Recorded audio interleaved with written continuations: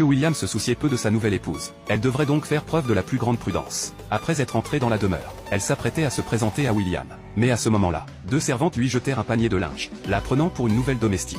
Alice expliqua qu'elle était la nouvelle maîtresse de maison, mais les servantes ne la crurent pas. Elles savaient que la famille d'Alice était spécialisée dans la magie de l'eau. Alors elles utilisèrent délibérément la magie du feu pour la tourmenter. Voyant qu'Alice ne pouvait esquiver, les servantes soupçonnèrent aussitôt qu'elle était une moldue, de peur qu'elle ne la dénonce. Alice tourna les talons et s'enfuit. Les servantes la poursuivirent sans relâche. Elles la rattrapèrent rapidement, et utilisèrent leur magie pour la jeter dans l'étang. Alice les supplia pitoyablement, mais les servantes exigèrent qu'elle utilise ses pouvoirs. Sinon elle la livrerait contre récompense. Alice s'enfuit de toutes ses forces, mais elle fut tout de même rattrapée par les 2 servantes, alors qu'elle était sur le point d'être torturée à mort. William apparut soudain et la sauva. L'instant d'après, Alice s'effondra dans les bras de William.